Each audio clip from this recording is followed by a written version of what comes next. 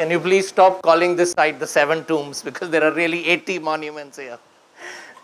So, I mean, I've been hearing seven tombs, but this is an incredible necropolis. It has 80 monuments that represent almost every part of the Qutb Shahi dynasty. There are several tombs, but there are also mosques, baulis, stepwells, and garden pavilions, enclosure walls. So maybe we can take a resolution today that we will no longer call this site the Seven Tombs. The Qutb Shahi Heritage Park is a much better name. I hope Qayyum Saab is not here, because he'll then start talking about whether it's park or garden, but Qutb Shahi Heritage Park. This is a difficult talk to give because I can't see any faces in the audience. The good part is all of you can go to sleep and I will not notice. So that is from the 1970s, a photograph taken off the site from obviously the Golconda fortification. Surprise, surprise, this is 1990s, and you still see the hills, you still see a lot of monuments that have done some disaster. And then you've got, I think I'm going to switch to my mouse. It's a much better idea. It is working. It's working, but I think the link is not there. No, okay, I can't do that. So this is what happened between 1990s and 2011. Not something everybody here will be proud of, but it's a situation that can be looked at in two ways. One is sad to lose all this green space, and otherwise, thankfully, the core zone of the monument is still intact. Am I clear? Can everybody hear me clearly? Because I can't. So what is significant is that these two sites are actually treated like one. It's a pity that they are now subdivided and there is no straight linkage between the two. But in any sense, these two sites, the sites should be looked at as one. And so this, just to re-emphasize my point of the fact that this is not seven tombs. There are all of these tombs. There are 17 mosques. There is a Eidgah, and there are several other gateways and pavilions. So this is, I think the critical thing is that there is no other site anywhere in the world quite like this. There is no site which is one necropolis, which is totally intact, which has buildings from 160-year rule of one dynasty in one complex, and a whole diverse range of buildings. So this is something that I think Hyderabad should be very proud of, as any other city in the world would be. We started first considering this site to do a model conservation project to demonstrate how conservation should really be done in India in 2011, I think, 2011. And one of the first things that we got along with was, so it's taken me almost 8 years to come to Lamakaan, but hopefully next time will be sooner. One of the first thing was documentation. So we did about 2,000 architectural drawings to really understand the site. And the picture on the left is a laser scan. This technology was really invented to detect leaks in nuclear plants. We today use it to detect cracks in historic buildings. It's now, since we first started using it at Humayun's tomb about 15 years ago, it's become quite mainstream for conservation.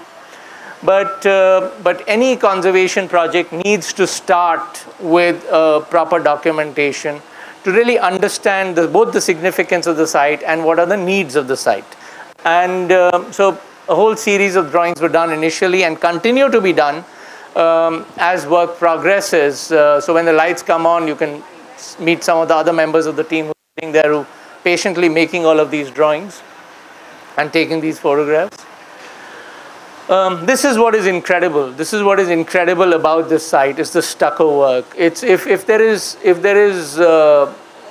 one or two architectural elements that are consistent with all the several 80 structures that stand here, is this incredible stucco work. And even though Islam, as we all know, prohibits the use of living beings, I think the Qutb Shahis took certain amount of liberties and had some really mythical and not so mythical structures, creatures in the stucco work.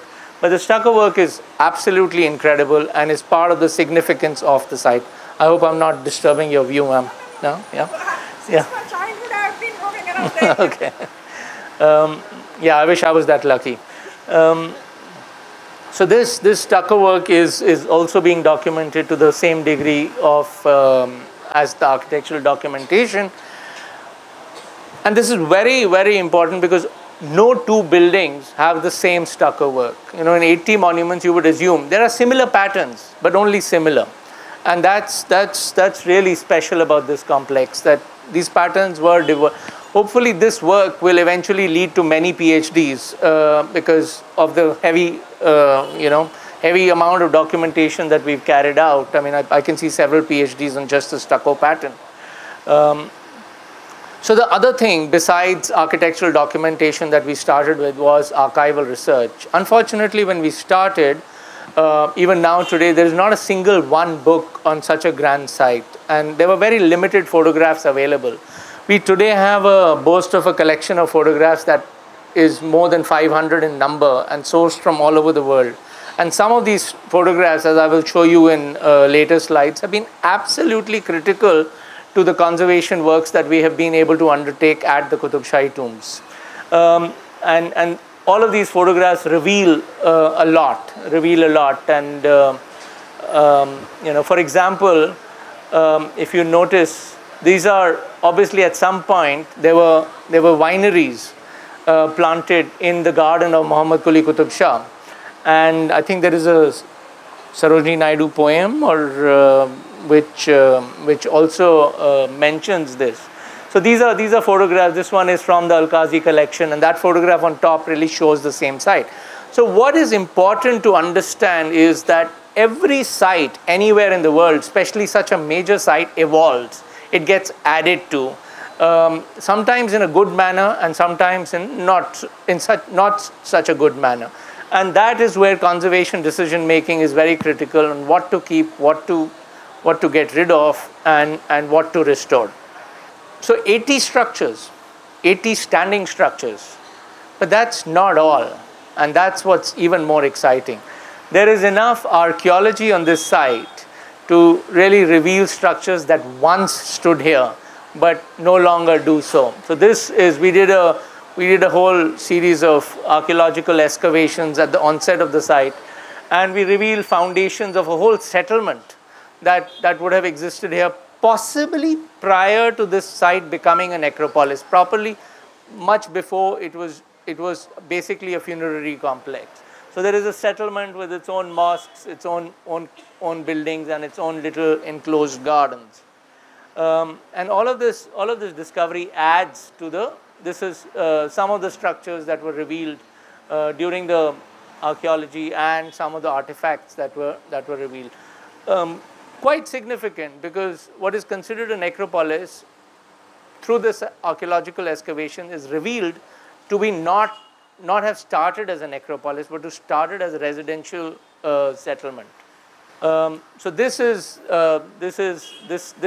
site now becoming this. Now this is a 1980s landscape development, and many Hyderabadis have attended Qawwali functions and all of this built over archaeology, over some serious archaeology. So those are remnants of aqueducts and several other layers. So which makes the project a huge challenge, because you need to make the site accessible. You need to make the site, restore the site to its original levels.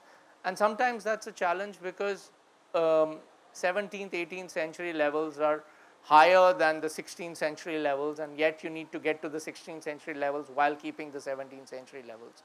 So it's been a fantastic challenge. It's been really exciting. It's been over the last 7-8 years, it's been a lot of serious thought, introspection, and discussion that's led to the project so far. So this is trial trenches, basically trying to determine whether there is an underground something or the other. But what is interesting is look at this photograph. This, I have to stay in my little tight corner. That is a flooring in the hammam, which is revealed. Don't worry, don't worry, don't worry, don't worry. Which is revealed under almost 2.5 feet of earth. And this is the original flooring. This is the original 16th century level. And this is the level where we find the building. Now this is very important to conservationists like ourselves to go back to that original level, because the way this arch is going to be seen when it's 2 feet higher is very different from what it appears squat right now, but it's actually an elongated arch. But more than anything else, the water rise from this level is much greater than it would have been from this level. So these are real challenges, which is why the landscape restoration of this site, even though to some people secondary, is almost as significant as the conservation of the 80 structures that stand here. So having looked at the archaeology, having looked at the underground layers, what do you do? So the previous view was this particular stretch. So the only way to make sure that the 16th century layers are protected is to make the access from this pathway into the hammam only intermittent. So you cannot access it throughout, but you can only access it at 1, 2, 3 and 4 points. And those are the compromises that the site needs to make sure that no archaeology is disturbed at all. This is a whole lecture in itself, and the landscape architects to this is Shahir Associates. Unfortunately, Muhammad Shahir Saab, who was the landscape architect, passed away 3 years ago, but he'd done a lot of the work that we continue to build upon. So these are some of the landscape studies that, together with the archival research and the condition assessment that we carried out, to look at the contours, elevations, very important. Any idea why contours and elevations are very important? Very good. So water, and now there are 7 Baolis on the site, and I'll show you some of the pictures later. But contours, elevation, drainage is very important. We hope to cut not a single tree on this site. In fact, Asiya, who's sitting here, has carefully documented some 50 odd varieties of tree species, and every tree is mapped. So Sajjad Sahab, even big trees near the monuments are going to survive. And then access.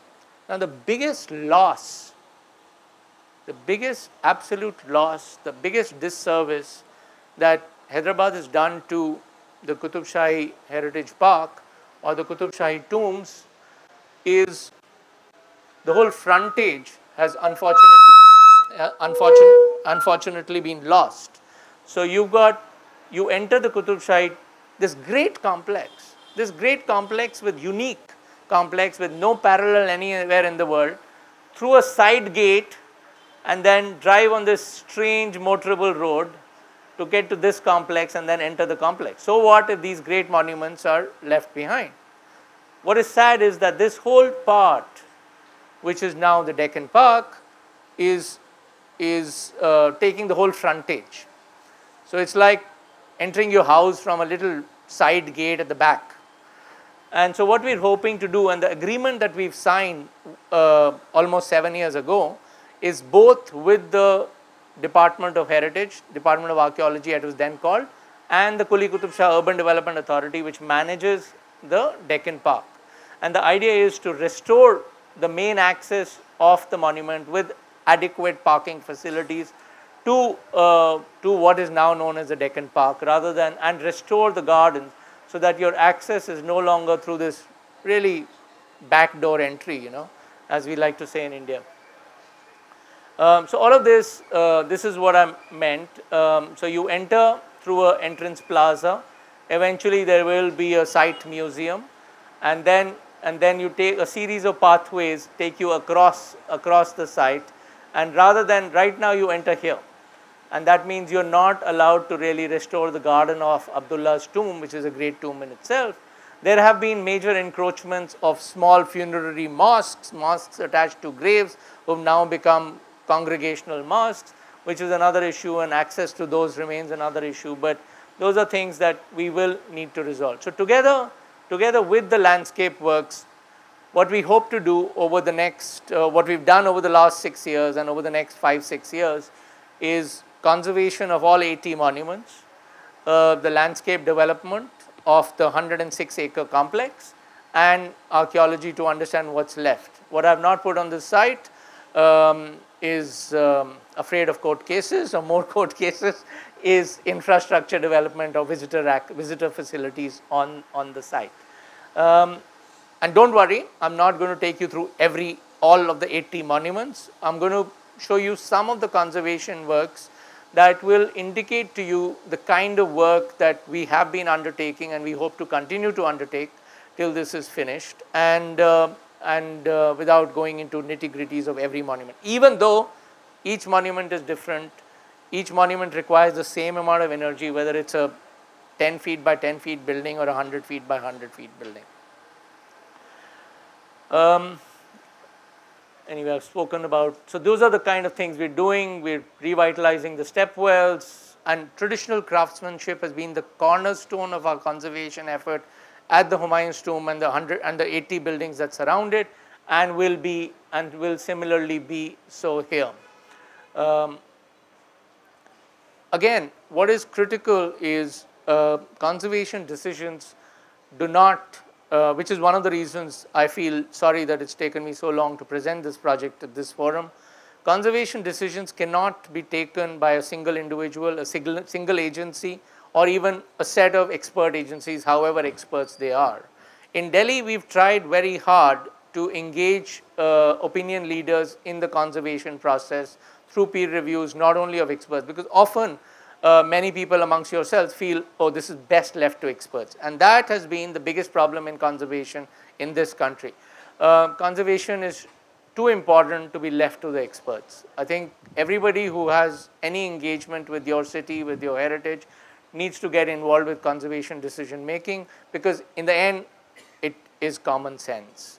And so what we do is, the two things we do, which we do differently, is we write out everything that we are going to do or have done. So we have annual reports, quarterly reports, monthly joint inspection notes, and just like an HR officer in every organization has a file on every employee, we have a file on every monument, and that is all peer reviewed. So in this photograph, you see Gamani Vijay Surya, who was then at ICROM, Mr. Talebian, who is one of the heads of the Department of Archaeology in Iran.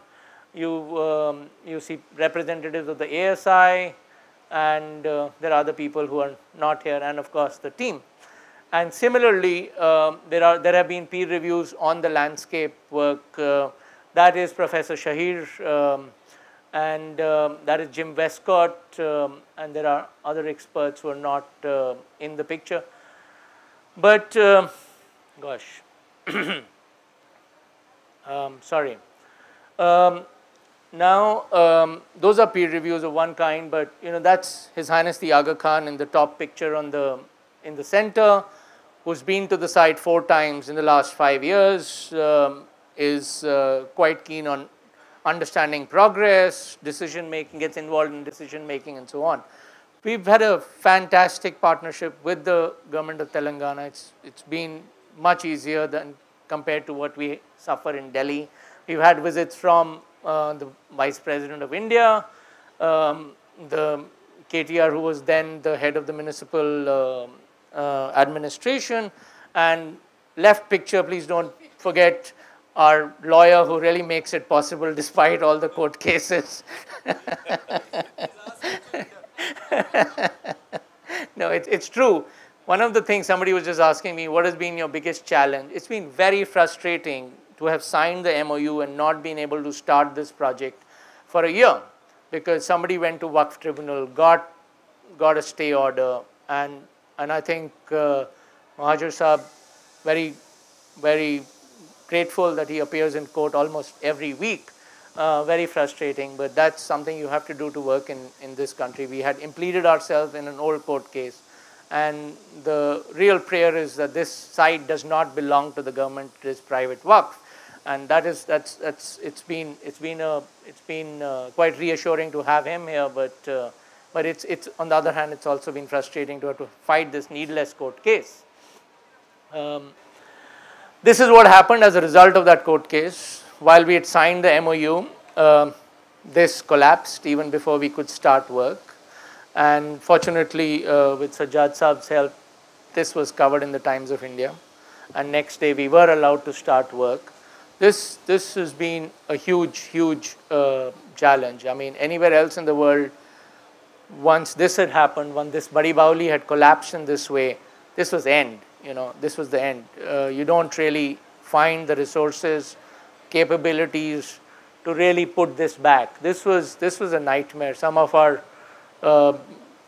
my colleagues almost lost their lives in something like this. And fortunately, we found the strength, the support, and the Tata Trusts paid for this to really. This remote has a mind of its own, which is wonderful, but we had to understand why this happened. We had to understand why this collapse happened, because in many ways we're like doctors of historic buildings. You don't cure the symptom, you cure the reason of the disease. And when we looked at the archival images, we realized that the whole arcade had actually been built by Salar Jung. Originally, it was just a tank, and the water from the whole site was pushing against this arcade. And when we found these archival images, and that photograph is the same view as that photograph, so that tomb is there. This whole thing was built sometime in the late 19th century, and this is how the water was really coming in. So we systematically, over a 3-year period, were able to reconstruct the collapsed portion using almost the same material. This took about 600 cubic meters of stone, and one truck really carries 4 to 5 cubic meters of stone. So that gives you the scale of this conservation effort. But having done that, having said that, and graded the earth around the Baoli, there are 8 Baolis here, and we've been able to grade the earth for the whole complex, so that every drop of rainwater really finds its way into one of these Baolis. Till we were doing this, we were actually buying water. We were buying water to do conservation work. There was no hope of doing any horticulture work because water was such a scarcity. This Baoli collects within it about 30 lakh of liters of water every monsoon. And my colleague Prashant was just doing the mathematics, and just the water for 1 year is worth about 12 to 13 lakh of rupees when you look at 1 liter for 40 paise or something, which is so. And there are 8 of these. So since we finished doing this, we've not had to buy water for either conservation or horticulture, and we planted something like 3,000–4,000 trees already. So these Baolis were originally here to really collect water to irrigate the gardens and the orchards. So this whole exercise, this whole thing I talked about, because we in India, unfortunately, till today need to make a case for conservation. It's not the routine thing to do. We say, oh, we need to have hospitals and we need to have health clinics and we need to do education. There's no money for conservation. But when you see a project like this, you can count the money coming in, and it's very important, because conservation, often for conservation funds, there are no conservation funds. So conservationists need to look at other sources of funds, and water is something that generates a lot of funding. This is the other Baoli. It's one of the other Baoli just behind Jamshed's tomb, so we've called it Jamshed Baoli. But again, it had become something of a dumping ground, and carefully over the years, the team has removed huge amount of malbas, revealed the old steps into the Baoli, and again graded the earth so that this also now collects about 15–16 lakh of liters of water every year, every monsoon. Again, archival pictures, why are they important? Because you realize that Jamshed, all the ornamentation is actually from the 20th century. or the late 19th century. It had really been reduced to nothing. And this was another one of those buildings where the dome had cracked, and we were hoping the dome would not collapse. So this was one of the first emergency repairs that we undertook. This was the condition when we found it. Notice that a lot of the stone is missing, and so on. So the levels, the garden levels around Jamshed were almost 2 feet higher than they should have been. And these things make a lot of difference when you're looking at a 106-acre complex. It cannot vary to this extent. And this is the finished landscape setting around Jamshed's tomb, and putting back these granite blocks. I mean, it's so wonderful that the Deccan and this part of the world has this incredible stone and these craftsmen who can still work it. And nowhere else in the world would a project like this be possible, because it would just be too expensive, or there would just not be the craftsmen. And when we say working in the Indian context, what is very important is to make the craftsman the centerpiece of, or the center or the fulcrum around which such conservation work happens. This is, of course, the greatest tomb, the tomb of Sultan Muhammad Quli Qutb Shah. I hope nobody in this gathering really liked these lovely railings, because I'm sorry to say these have now gone. So don't stone me or throw any tomatoes because of that. It's a grand building, and it was in a pretty bad state of repair. Almost consistently, we've had to remove the cement from the domes, almost all the domes. And this is not only Hyderabad, this is not only India. All over the world, major monuments in the 20th century were plastered with cement, because at that time it was a wonderful material. It was a new material. People didn't understand what was wrong with it. What is unforgivable is if somebody uses cement on historic buildings in today's day and age, when we know that the amount of damage cement causes. And cement damage is not only aesthetic. It's not only that, it's not only that it looks ugly. But what happens is cement is very hard, and when used on lime buildings, it starts eating away the lime, because any moisture, for example, and there will always be moisture in historic buildings, cannot come out of the cement. So it makes the internal mortar almost kokla. It's like a cancer which eats away the building. So so consistently what we've done is we've taken the cement out, and we've put back traditional lime mortar. And I can't even imagine how many quantities of lime mortar we're using here. But my colleague Rajan, who's our chief engineer, has been insisting that the team here work 24 hours a day when this dome work is going on, because that whole dome was really, the final layer of plaster was done in 2 days. And that was only so that the number of joints in the plaster work is kept to the minimum, because the more joints you have, the more chances of water penetration. And these projects will not be done for many hundreds of years again. So at this point we needed, I think in this dome, I don't know how many, but there were about 20 craftsmen who worked non-stop for almost 48, 50 hours to just replaster the final layer. The lime plaster is done in many, many layers. So a dome like this would take 3 or 4 layers, and in some cases it's quite thick. But what I'm talking about is the final layer, which is 1 millimeter thick. And that's what the building now looks like. We've removed the cement on the flooring and replaced it with stone. Now, some people frown upon decisions like this, but what is absolutely important is that no water ever gets into the foundations. And stone granite over here would make sure that that sort of problem will never reoccur. And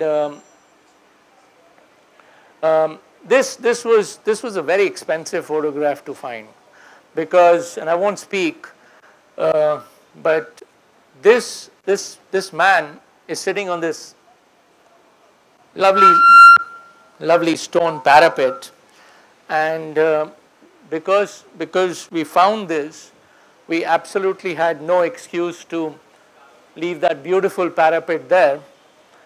But you know, what does it take to make a granite parapet like that? You know, it takes 1, 2, 3, 4, 5, 6, 7, 8 men to just put it in place. And this is some 200 meters of this parapet has been restored to this tomb. It's again kind of things that only a project of real scale can do. And it's very important because I'm sorry for all of those who like that iron parapet, but this is how this building is meant to be. And God lives in the detail, and that's especially true for historic buildings. To hand carve this 200 meters of granite blocks, each block requiring about 20 guys to lift up, has been it's been very, very satisfying, because almost you know, granite costs next to nothing here.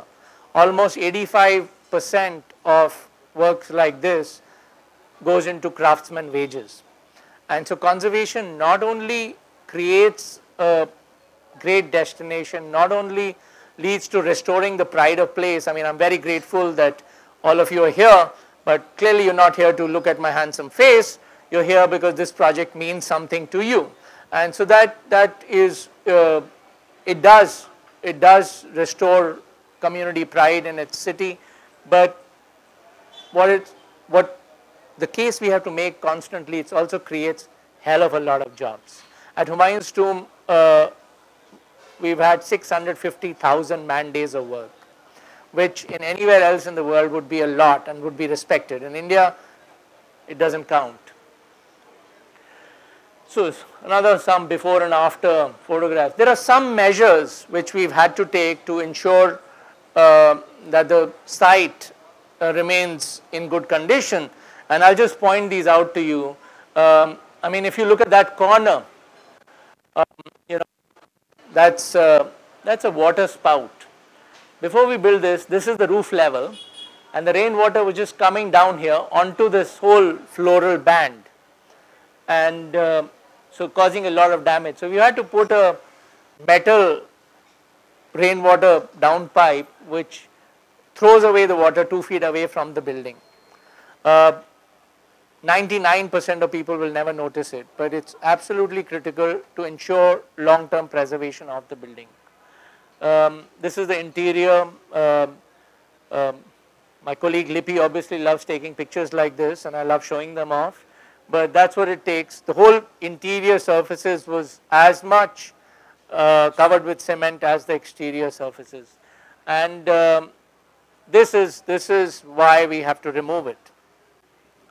If you look at the picture on the left and look at the picture on the right and count the number of moldings that those arches had originally, which had been covered up and which have been revealed by removing the cement, it's quite incredible. So for those of you who can't see it very clearly at the back, you got 1, 2, 3, 4, 5, 6, 7, and only about 3 over there. So 4 of these moldings were covered in 20th century cement work. And again, God lives in the detail. More pretty pictures, and this is the crypt of Muhammad Quli Qutb Shah's tomb, and we had to remove something like, again, 3 feet of earth from the crypt to go down to the original levels, and this was fantastic. We found almost a truckload of tile fragments here in the earth. Truckload might be an exaggeration, but at least 10-15 cartons. And these tiles, and look at some of these, originally covered the facade of Muhammad Quli Qutb Shah's tomb. There are descriptions of these, but unfortunately these tile fragments are not enough for us to work out what the original patterns were. So this is something that can never be restored. But all of these came out when we started clearing the excess earth that is dumped today. Prashant today told me that one of the finials of Hakim's tomb, the top of the finial was also discovered in this earth. So it was a, and this is the description that shows that the building was originally clad with tiles. And this has unfortunately happened in many buildings in India.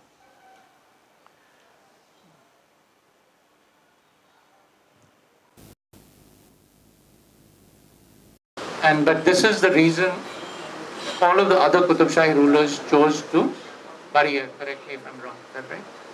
And it was not a great building. It never looked like a great building till we found this archival image.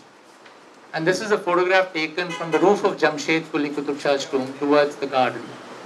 And we found all this brilliant stucco plaster which was missing. And fortunately, the quality of the cement used was not so great.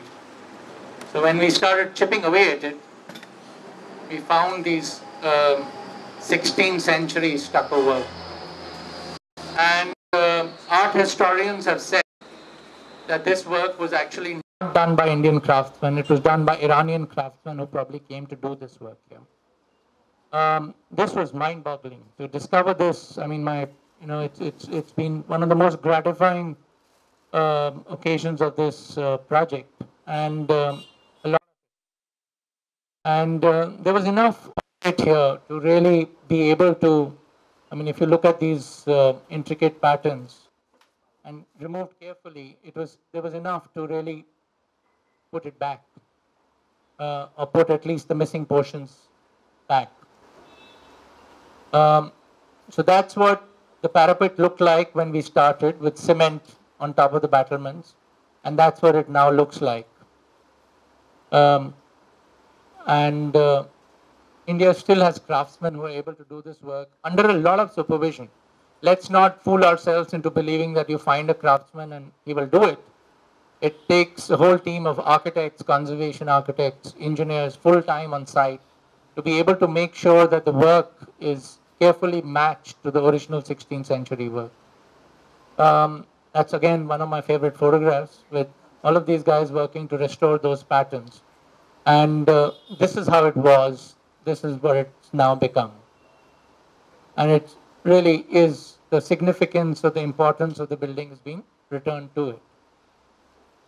Similarly, what was interesting is we were always told when we started, including by prominent Hyderabadis, that the Mughals had enclosed gardens, the Mughals had charbagh, the Qutb Shahis did not.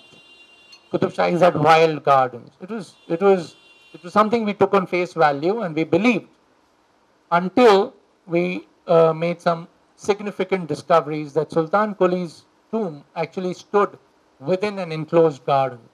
And this is again referred to. It said that anybody who got into the tomb's enclosure of the first king was pardoned his sins or pardoned his crime. And we were able to find a wall 55 meters away in the archaeology on all four sides of Sultan Quli's tomb. And so that is Sultan Quli's tomb. And this is what I was trying to get to. So this wall has been reconstructed in portions, not in full, because there are later buildings, but just defining the corners. And this is the charbagh that Sultan Quli's tomb originally stood in.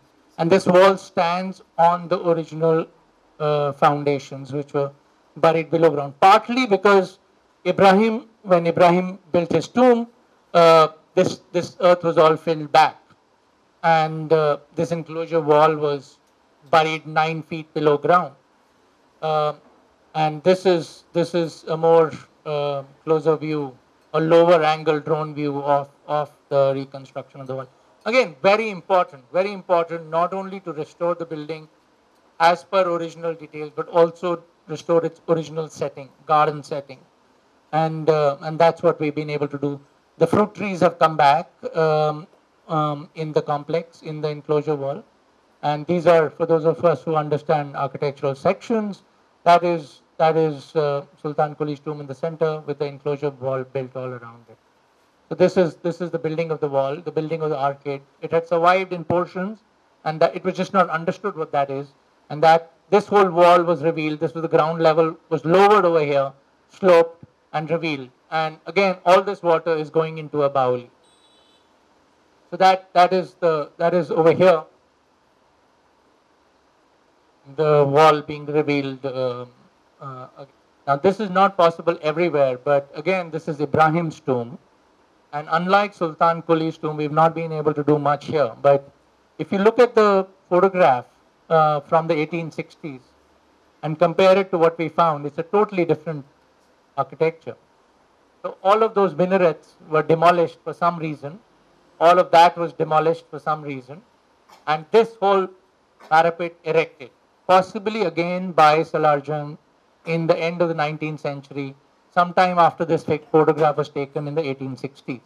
Also note that the black basalt edging is now missing, and a lot of the motifs within the arch is not clearly visible on this photograph are also missing. But because we don't want to demolish something that was possibly built 100 years ago, we cannot restore those patterns.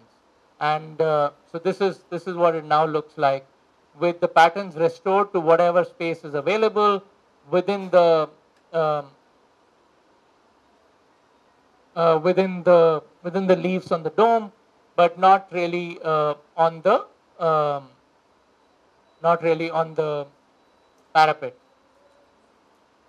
The tile work was another discovery. Now again, very exciting. We revealed a lot of the tile work under cement patches. We were very excited about the possibility of replicating it. What we realized is that every arch had a different pattern. So even if we could find the technology to restore this, it's not possible because the patterns are not known. This is again a dome. This is Muhammad Qutb Shah, and so when we started working on this tomb, we found this archival image, which you can see the pixelation is actually tiles. And once we started removing the cement, we found tile patterns. So you can see the exact tile patterns and some fragments of green tiles, which gives us the impression that this is what the dome looked like. Now this will require 200,000 tiles to be made. Each tile handmade would possibly cost 200, 300 rupees. So it's going to be something which we are still fundraising for, and we hope to find the money and the time to actually put this back sometime. Removing the 20th century cement layers, which for some reason were put over the tile work. But what is important is that the buildings, once you start talking to them, they do reveal a lot, and that's been a great complex. This is again, where else in the world would you have a complex which has series of domes? And this building is almost the height of Humayun's tomb, 40 meters, and there are 4 such buildings in this one complex. I mean, I still can't get over it. What a grand complex this is. And so this is Hayat Bakshi Begum's tomb. We've just been working on it. And what is unusual is this great dome, where because it's leaking, the plaster has all been lost. This has just been repaired. And just this week, we've had some very interesting, this is the restoration of the plaster on the dome, repair of the woodwork that ties the dome together. This is all happening inside the dome, so nobody can see what's going on. But it's, you have to, conservation is not only about aesthetics, it's about making sure the health of the building is in such good condition that these structures last for another 400, 500 years with only the minimal amount of maintenance, only making sure the water is drained out. So this was revealed this week, that the large terrace in front of Hayat Bakshi Begum is really dates from the 1980s or something, and originally was treated very differently. This wall now we know goes 80 centimeters deep. And again, these are details that would lead us to make an appropriate landscape plan for this site that respects the original in 100% of its. I think everybody in this, I think somebody's in a hurry, so somebody's making this slides go much faster than I would like them to go.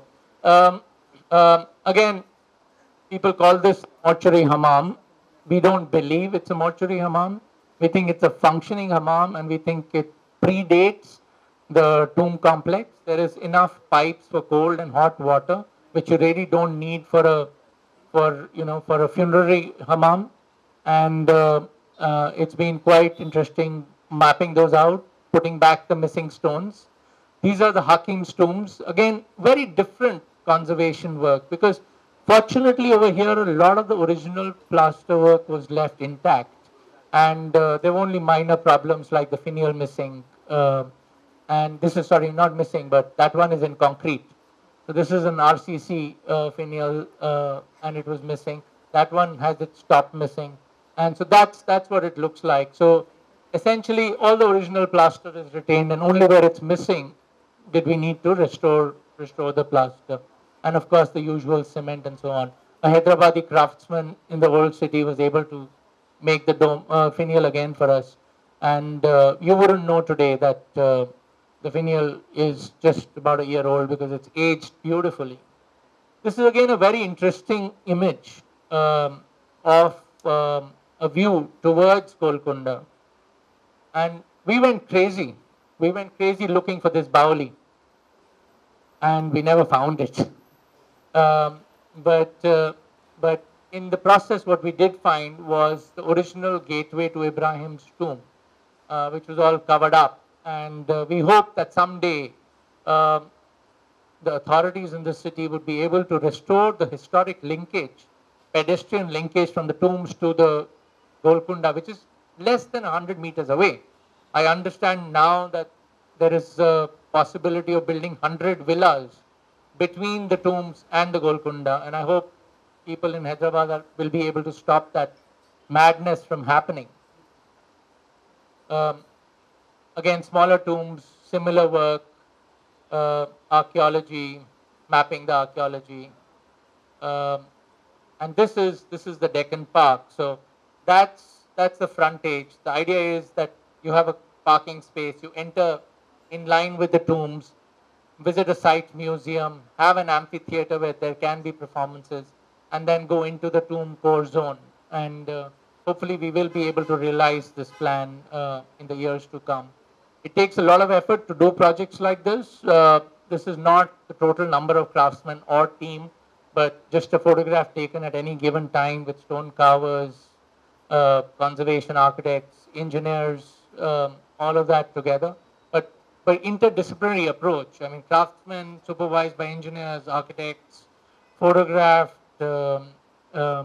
supervisors, finance, everything is very much part of a complex project such as this. I mean, where else in the world would you get a view like this?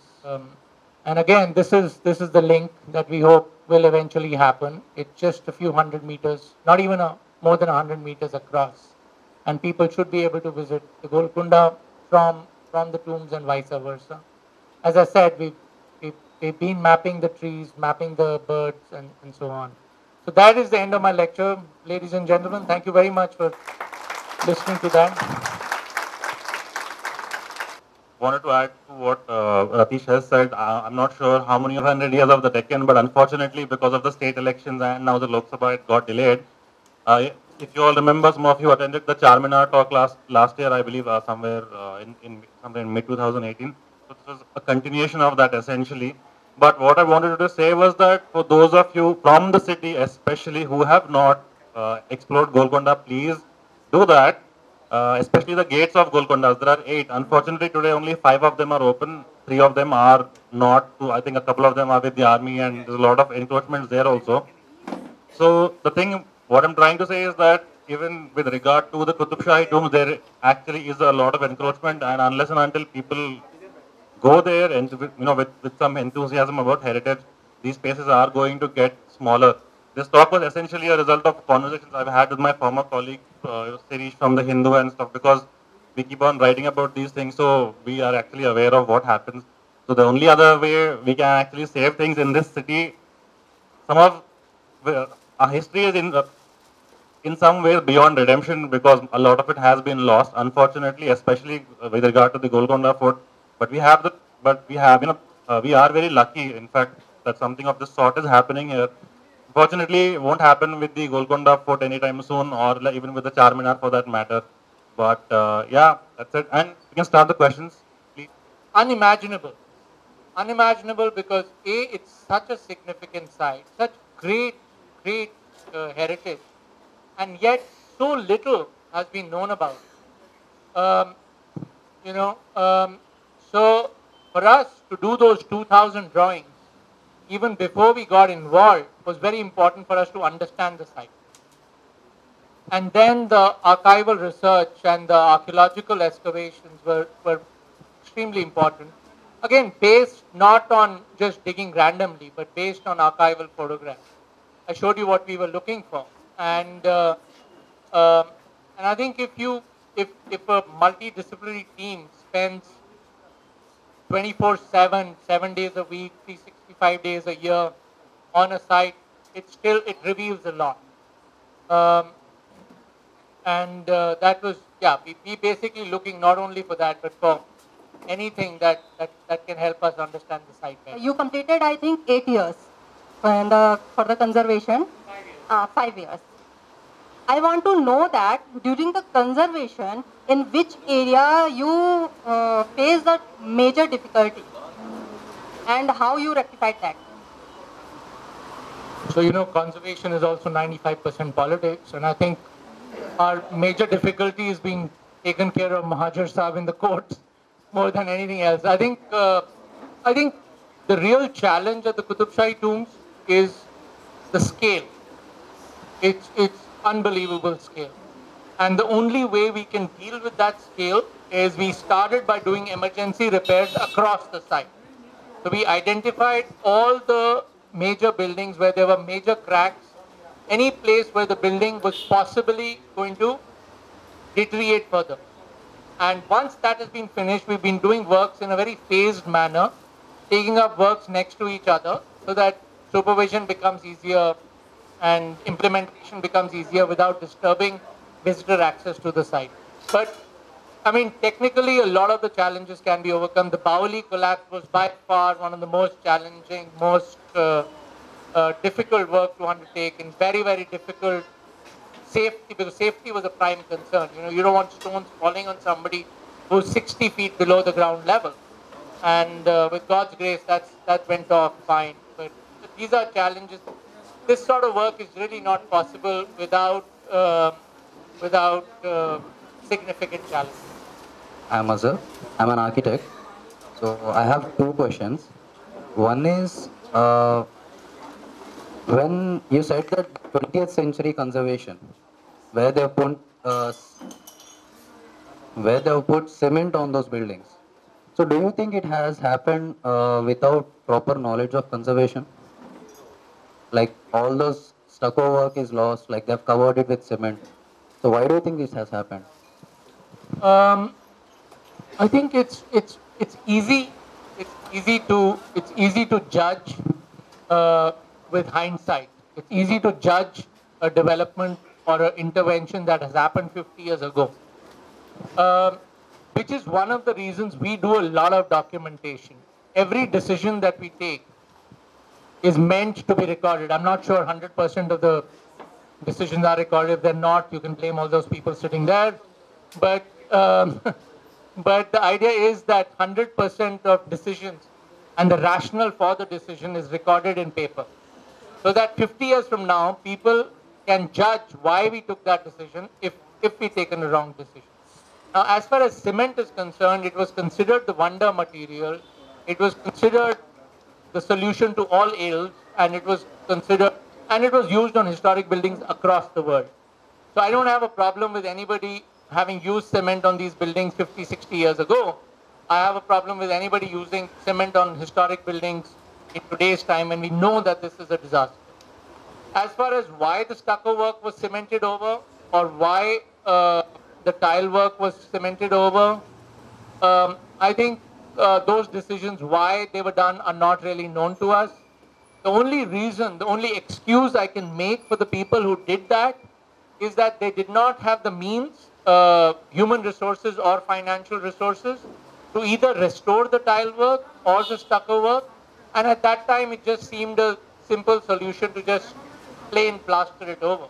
And the significance of that stucco work and the significance of that tile work was clearly not understood. But this is not the only site where this is done. At Humayun's tomb, where we also worked for 20 years, the main tomb chamber had tile work, all completely tile work like the Iranian or the Central Asian tombs. And today it's all plastered because somebody in 1955 removed the tiles, removed the gilding and just plastered it. Possibly just to give a clean appearance rather than respecting what is there. But conservation thought, conservation thinking has evolved, and I don't want to put blame on anybody 50 years ago. I think it's our responsibility that these things don't happen again. Sir, I have a question. Firstly, congratulations on the great work you're doing. Also, my name is Vikas. All right. I am a layman who just wants to see the state as amazingly as possible. So the kind of work you're doing, at least I attended the lecture halfway. So what I've understood is the kind of work you're doing is... I can start again. No, I would love to, but I don't think the people here will approve. So as I attended the lecture halfway, what I got away from it, what I took away from it was the kind of work you're doing is restrictive to a certain part of Hyderabad, to the area of Golconda. Correct me if I'm wrong. Do you think this will, with the progress or the kind of conservation you're doing, will this move away or will this expand to more obscure, lovely places in the city like this, or the state? I mean, because there's this, I don't know if many people are aware, there's a really wonderful fort called Bhuvangiri Fort, which hasn't been touched. I'll take it from here. I think what you missed was my explaining that, the Aga Khan Trust for Culture, we're an international organization. His Highness the Aga Khan believes in sharing the responsibility of governments in taking care of important heritage assets. So what we're trying to do here is do a demonstration project only. It's not our mandate, responsibility to look at every site. But what we have chosen to do all over the world in 30 countries is to demonstrate how conservation can be done, how it can be done within respectable budgets, how it can, and what is the way to do it. And it is our job to put all of that in the public domain so that even laymen, as you describe yourself, can initiate conservation processes. The Aga Khan Trust for Culture, what we're doing here, could easily be done by various other agencies. I would even shock this audience by saying what we're doing could also be done by a residents' welfare association. Because in the end, what are we doing? We are bringing in expertise, we are bringing in public-private partnerships, we are building bridges, we're getting in, and we're holding the hand of government agencies in doing some of this work. Sir, also adding on to that, I was just wondering if you could let us know how long the push is going to take to reach more obscure, less tourist-friendly places, because this is it's not our responsibility to do everything. What is our responsibility is to demonstrate the responsibility that His Highness the Aga Khan's taken upon himself, is to demonstrate what we've done at Humayun's tomb is a demonstration project for North India. This is a demonstration project. I think when this is done and when people, government, decision makers see the impact of conservation work, when visitor numbers at Humayun's tomb have gone up over the conservation period from 160,000 a year to about 2.5 million a year. So when that happens, when employment creation happens, when people, when there is a pride in the thing, I think a lot of decision makers are shown how it can be done. Already the government of Telangana, the Department of Heritage, has requested our involvement at 2 other sites in Hyderabad. But essentially what we're trying to do here is a demonstration project that could be replicated by several hundred agencies. I had no idea that something like this has been going on in 7 tombs. It's not 7 tombs. Qutb Shahi Heritage Park. Thank you. Though I am a part of the neighborhood. It was lovely knowing that so much work was going there. I appreciate it and thank you for doing so much work.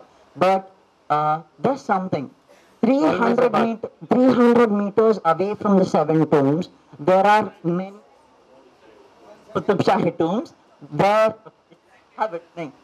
are these small tombs and places like mosques or places the rulers built for the travelers to stay or take rest. I've been there.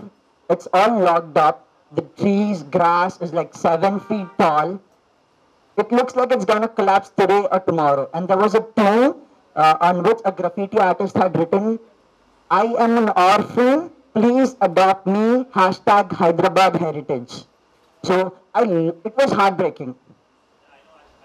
I saw that. So you have demonstrated how to do it, but I would love to know that how you can pass it on to the people who live in the place, how we can take it up. Because I am sure you'll find youth in this place, Lamakaan right here, who will be really interested to work in places like that. But then we don't have the expertise or the knowledge how to do it. If you can guide us, the Aga Khan, or like you have just demonstrated it, it's lovely, but show us a way that we can go on to continue the work in other sites in Hyderabad or around Hyderabad, like my friend here had spoken, like the Bongir Fort. I think, just following up from my answer there, yes, I've seen those monuments, I've seen the graffiti. Yes, it is heartbreaking. So I'll answer your question in 2 parts. Part number 1, I think we're too emotional about our heritage, and it doesn't serve us any good, any good. Only way somebody like me can continue to live, when you see buildings that have great value, monetary value, emotional value, being knocked about. The only way you can continue to live, sleep, is to sort of be like a horse, have blinkers and say, my opportunity is to fix this. And I'm not going to get distracted with everything else. Let me do the best here. It's unfortunately the only saving mechanism I have adopted for myself over this year, because this country doesn't recognize the heritage economic value. Second question, we are here. We're going to be here for another 5-6 years. Anybody who wants to receive any sort of training, any sort of technical advice is welcome within the means that we can. I mean, we're happy to train craftsmen. We're happy to show how material can be made, how lime mortar is made. We're happy to do all of that. Actually, one thing I would like to add to the question that you mentioned about the encroachments, about the smaller buildings, that it's not just that those buildings are left out. As Anuradha Reddy ma'am said, those are protected under the state government laws, but it's a result of, disinterest.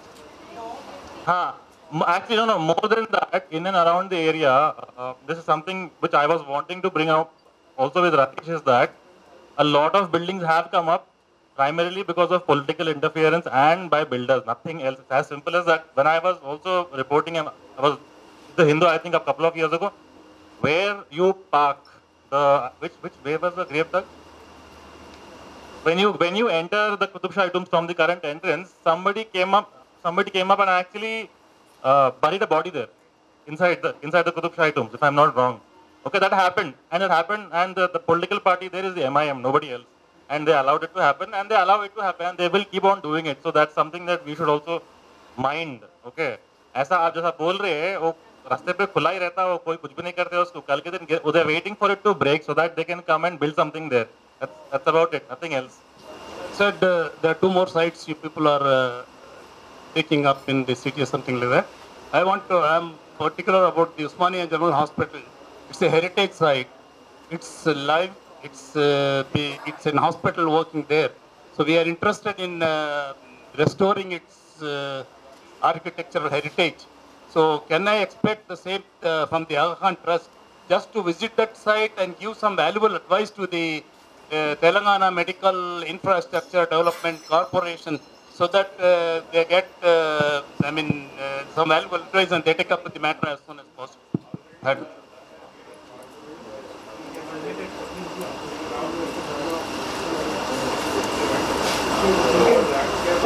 Give the mic. Yes. I'm sorry, Ratish. This was very close to me. My heart, I have been involved. Usmania, the landscape planning, the park in front. Aga Khan spent a lot of time, effort, finances in preparing a comprehensive plan, volunteered to carry it out. Now it's up to you to find out why that was not happening and what has happened after that. The government has spent money to destroy it further. Please go and have a look. So just to answer the question, what we did was, as I said previously, we are here. We're very privileged and honored to be working on this great site in this great city, and we're hoping to catalyze further such work. Our technical services are available. We provided technical services to the GHMC with the landscape plan about 6 years ago for Osmania General Hospital. There are enough experts in this city, but even if we are required, we're happy to sort of come in and advise. I can do that. But you always need a little bit more than that. So that is available. So it's not, and the hospital is fantastic. I mean, I know there are a lot of people concerned about it, and I hope that it's a building that will be restored to its, I won't say original glory because it's a working hospital and might need alterations, but I think it's a building that future generations should be able to enjoy. Hi, my name is Juhi Ahmed, and I'm a passionate fan of the Qutb Shahi tomb ever since I was a little girl. I lived in Hyderabad, and I want to just say thank you to the Aga Khan Trust, to all of you for doing a fantastic job so far. And I also wanted to ask you... No, I know they work really hard. So I wanted to ask you a question about what you mentioned in relation to conservation issues, fundraising, the challenges that you face to get money, and then how to use that money. Can you outline some examples of what you faced, and perhaps also if there are any fundraising initiatives that you're particularly focusing on right now? I think every penny counts, and I think we've been fortunate to have. I mean, the His Highness really underwrites all of these projects. His patronage is unparalleled in the conservation world worldwide. But to do projects like this cannot only be the responsibility of one man, even if he is the Aga Khan. So what we tend to do is to build upon that corpus and be able to do much more work. We were fortunate that almost immediately, even before we signed the MOU, the Tata Trust had committed to supporting 10 of the monuments, little knowing that one of them will reveal these tiles and the cost would all go crazy. We've had smaller grants from the US Ambassador's Fund for Cultural Preservation. The second one is right now being implemented with 2 major monuments. We've had some funding from the Germans. More significantly, we were able to get the Government of India interested. So the Ministry of Tourism gave a grant not only for this, but also for the landscape works here, but also the building of the site museum, which I think will be an important facility. I think it's very important when visitors come to Golconda or the Qutb Shahi tombs that they understand this complex, that children are able to come in, spend half a day, and really understand the meaning of this heritage. So there is and no grant is too small. I mean, if you talk about any active fundraising, I mean, I would like to see the green back on Muhammad Qutb Shah's tomb, and that is something we are on the lookout for right now. I'm Sajjan Singh, convener of Sikh Heritage Foundation, Hyderabad, Deccan. I'm basically a civil engineer.